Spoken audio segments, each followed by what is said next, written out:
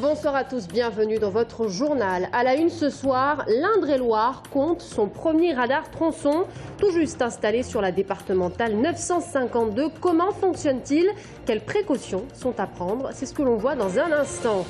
Le tramway booste l'indice de fréquentation du centre commercial des Deux Lions, plus 18%. Mais peut-on en dire autant du chiffre d'affaires des 46 enseignes qui l'habitent? On tente d'y voir plus clair ce soir. Une spécialité tourangelle imaginée et créée par nos boulangers d'Indre-et-Loire, le Tradisaveur, un pain qui réunit 3 ingrédients dont vous raffolez particulièrement. Bonsoir à tous. Les automobilistes redoubleront de prudence. L'Indre-et-Loire compte son premier radar tronçon installé en début de semaine sur la départementale 952 entre Vernoux-sur-Brenne et Noisy. La France en compte une quarantaine comme celui-ci. Les explications de Bastien Mathieu. Il a pointé le bout de son nez sans faire de bruit. Personne ne semblait être au courant et pourtant il est bien là. Le premier radar tronçon du département a vu le jour en début de semaine sur les communes de Vernoux-sur-Brenne et de Noisy. L'installation de ce radar placé sur la route D952 reliant Amboise à Tours en a surpris plus d'un, à commencer par le maire de Vernoux, mais celui-ci comprend tout à fait pourquoi ce genre de détecteur a été placé à cet endroit. Moi, je suis un enfant de Vernoux. J'ai toujours connu cette ville de la Loire qui était toujours très dangereuse. Et les gens ont du mal à comprendre que il y a des vitesses à respecter, il y a des bandes blanches. Communément, les gens coupent les bandes blanches, font pas attention, et voilà. Alors effectivement, tout le monde paye pour un ou deux individus qui savent pas se comporter correctement. Voilà, tout simplement. Le principe de ce radar tronçon est simple. 2 détecteurs sont placés à 4 km d'intervalle. Chacun enregistre l'heure de passage de la voiture et calcule ensuite la vitesse moyenne. Si celle-ci dépasse les 90 km/h, la plaque d'immatriculation est enregistrée et le conducteur recevra l'amende directement chez lui. Ce radar nouvelle génération fait partie des dernières trouvailles en matière de sécurité routière et même les associations défendant les droits des automobilistes semblent y trouver leur compte. Au risque de vous surprendre, on n'est pas farouchement opposé à ce type de radar tronçon parce qu'ils permettent sur l'itinéraire concerné de moduler la vitesse, mais à condition qu'il soit présignalé, ce qui semble être le cas, et qu'il soit dans des zones dangereuses, ce qui semble être le cas aussi. S'il n'est pas encore en fonction, cela n'est qu'une question de temps. A noter que c'est le 62e radar de ce type à voir le jour sur le territoire français. La lutte pour la sécurité routière a encore passé une vitesse. À l'occasion du centenaire de la Première Guerre mondiale, les archives départementales de l'Indre-et-Loire et du Loir-et-Cher vous invitent à participer à la grande collecte du 12 au 15 novembre. Tout document relatif à la Grande Guerre suscitera l'intérêt. Papier militaire, correspondance de poilus ou encore affiches, dessins, photos. Un tri final permettra de les présenter au public à l'heure des commémorations, mais aussi d'être exploités par les chercheurs. Y a-t-il un effet tram sur l'heure tranquille? Depuis son lancement, le tramway a boosté l'indice de fréquentation du centre commercial des Deux Lions, plus 18%. Mais peut-on en dire autant du chiffre d'affaires des 46 enseignes qui l'abritent? On tente d'y voir plus clair ce soir avec Brian Bock. L'heure tranquille, la station la plus classe ou encore la station la plus mode. Dans ce centre commercial des Deux Lions, le tram est devenu un réel argument marketing pour faire venir les clients. Depuis l'arrivée du tramway, la station située juste devant le centre commercial a fait bondir la fréquentation.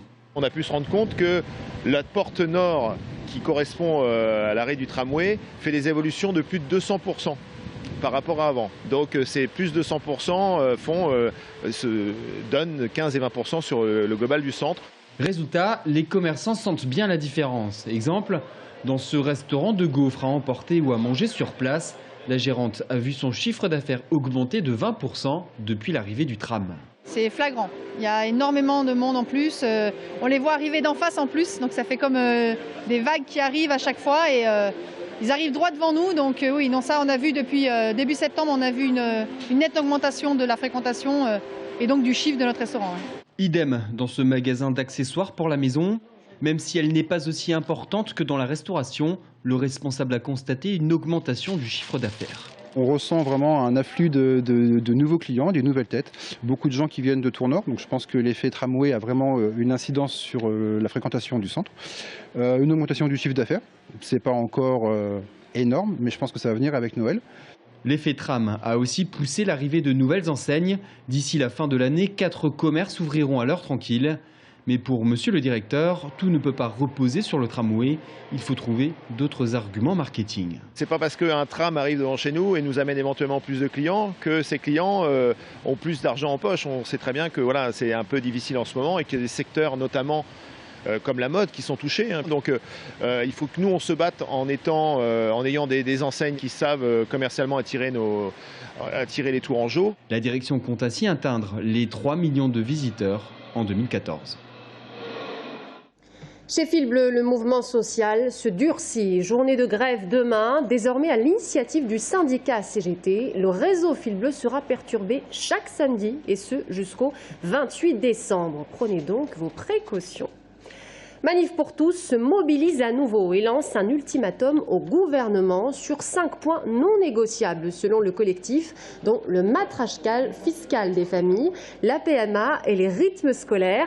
Manif pour tous qui condamnait hier les insultes racistes proférées à l'encontre de Christiane Taubira par une fillette de 10 ans. On écoute la réaction de Patrick Ménard ce soir, président du collectif d'Indre-et-Loire. Cette personne, je dirais, on n'a pas de statut pour, je dirais, qui permettent, elle n'appartient pas à la Manif pour tous, et donc on doit la condamner, ça c'est clair, fermement la condamner, même, mais je dirais, il n'y a pas d'exclusion possible puisqu'il n'y a pas de statut. Je pense que la Manif pour tous a su montrer qu'elle n'était ni homophobe ni raciste. On a quand même déplacé plusieurs fois plus d'1 million de personnes dans la rue sans qu'il y ait aucun incident, sans qu'il y ait des paroles. Alors il est clair que sur 1 million de personnes, il peut y avoir des personnes, je dirais, qui aient des débordements. Mais bon, je veux dire, on ne peut pas, sur un nombre aussi important, tout contrôler. Le but d'ailleurs n'est pas de tout contrôler. Et j'ajoute que Chinon célébrera ce week-end son tout premier mariage gay. 2 hommes âgés de 69 et 82 ans qui avaient d'ailleurs été les premiers à se paxer dans la commune en 2001. À Blois, 9 détenus soupçonnés d'avoir participé à l'émeute de la maison d'arrêt le 19 août dernier, pour laquelle, souvenez-vous, la garde des Sceaux, Christiane Taubira, s'était déplacée, seront jugés le 9 décembre prochain devant le tribunal correctionnel. Je vous rappelle qu'une 60aine de détenus avaient pris part à cette rébellion suite au décès d'un des leurs. Certains prévenus encourent jusqu'à 7 ans d'emprisonnement. L'administration pénitentiaire, qui déplore au moins 750 000 € de dégâts, devrait se porter partie civile. Un tirage au sort décevant pour beaucoup de supporters. C'est face à Troyes que le Tour FC se retrouvera en 8e de finale de Coupe de la Ligue. Un autre pensionnaire de Ligue 2, Troyes 5e au classement, juste derrière Tours. Match prévu le 17 ou 18 décembre. Pour avoir notamment fait rayonner la gastronomie française, 4 chefs cuisiniers parmi les meilleurs du monde ont été distingués hier après-midi du titre de docteur honoris causa par l'université François Rabelais de Tours. Les chefs étoilés, fiers et très émus hier soir. Le reportage de Romain Delville. Un Belge, un Suisse, un Japonais et un Basque espagnol, 4 grands chefs cuisiniers qui ont élevé la gastronomie française au rang d'art à travers le monde. Pour cette première en France, l'université François Rabelais a fait de ses chercheurs du goût, ses découvreurs de saveurs, des docteurs honoris causa. Dans mes meilleurs de mes rêves, je n'ai jamais pensé que je vais être un jour docteur honoris causa. Alors, c'est un jour qui va rester dans un morceau de mon cœur et dans un gros morceau de ma tête. C'est quelque chose qui touché le ciel de la cuisine, habillé comme cuisinier avec un honoris causa ici en France. C'est un pays qui m'a de tout. Sans la France, moi, je ne serais pas ici. 4 fois 3 étoiles au guide Michelin, des notes d'excellence au Goemio, des prix et des titres dans leurs pays respectifs et au-delà. Les 4 chefs ont connu tous les labeurs et tous les honneurs dans leur métier. Et pourtant, dans la solennité et l'apparat de l'université, c'est avec beaucoup d'émotion que chacun des grands chefs a reçu le titre de docteur. Comme Philippe Winans, qui conclut son discours des larmes dans la voix. Après tout ce que j'ai déjà reçu, je croyais que j'avais fait vraiment le tour. Et puis alors, il y a quelque chose qui est tombé du ciel. Et je trouve que c'est une excellente initiative de la part de l'université pour remettre un petit peu la France à son niveau réel. Et pour le chef belge, cette place, c'est celle de l'excellence. La gastronomie est un art, un patrimoine, mais un patrimoine vivant que ces chefs étrangers ont su dévoiler. C'est peut-être ce qui rapproche d'ailleurs le monde de la gastronomie des grands chefs du monde de l'université. C'est que finalement, il y a toujours de l'innovation, c'est basé sur de la recherche, mais c'est aussi basé sur un patrimoine qui existe auparavant, des connaissances qui sont déjà présentes. Et finalement, la démarche des chefs cuisiniers, c'est la même que celle d'un chercheur de l'université. Pour clôturer la cérémonie, Jean Bardet, le chef cuisinier tourangeau, a lui aussi ramassé une distinction des mains de Loïc Vaillant, la médaille de l'université François Rabelais. Et c'est parti pour la 8e édition de Ferme Expo cette année au parc des expositions de Tours. Jusqu'à dimanche, près de 200 exposants vous donnent rendez-vous. La rencontre régionale des professionnels de l'agriculture et du grand public. L'an dernier, le salon dépassait les 40 000 visiteurs. Et à l'occasion de Ferme Expo, le Tradi Saveur de Touraine sera mis à l'honneur puisque récompensé du premier prix de l'innovation. Cette spécialité tourangelle imaginée et créée par nos boulangers d'Indre-et-Loire. Un pain qui réunit 3 ingrédients que vous appréciez particulièrement.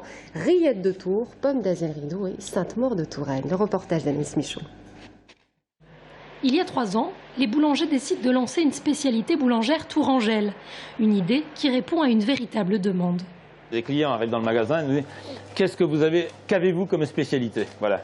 Donc bien sûr, il y a des spécialités connues, hein, il y a la poire tapée par ici ou des choses comme ça. Mais nous, boulangers, nous n'avions rien en spécialité à proposer. Donc c'est aussi l'idée de départ du produit. C'est de présenter un produit qui représente à la fois la boulangerie, bien sûr, parce que c'est le fond de notre métier, mais aussi des produits phares de notre département. Après une longue phase de recherche, la vingtaine de boulangers éliminent pain aux figues et autres pains aux noisettes pour arriver au Tradi Saveur de Touraine. Tradi pour la pâte. C'est une pâte de tradition française. C'est la pâte qui sert de base pour la fabrication de la baguette de tradition française. Saveur pour les ingrédients qu'on y trouve. La pomme, là on a de la reine des rainettes, coupée en petits dés, du fromage de chèvre de Sainte-Maure, voilà, coupé également en petits dés, et de la rillette de Tours. Aujourd'hui, plus d'une trentaine de boulangers d'Indre-et-Loire le commercialisent. Pour le vendre, il faut faire déguster, hein, comme beaucoup de nouveaux produits. C'est un produit festif, donc un produit qui peut aussi être très bien sur des tables en apéritif. Hein, c'est surtout servi en apéritif, avec un vin local. En Touraine, on a le choix. Ça peut aussi être mangé le soir au dîner avec une salade. Et le Tradi Saveur a su, en un an, trouver sa clientèle. Parce que c'est bon, c'est frais, et apprendre aux petits-enfants à manger du bon pain et des bonnes choses. C'est très important. Un pain savoureux et festif vendu entre 2 et 5 euros environ, qui vient de recevoir le premier prix de l'innovation alimentaire à Ferme Expo. Et c'est ainsi que s'achève notre journal. Merci à tous de nous avoir suivis. Dans un instant, l'invitée de la rédaction, Eva Gillard, chargée de projet au planning familial d'Indre-et-Loire. Nous parlerons avec elle de l'IVG. À tout de suite.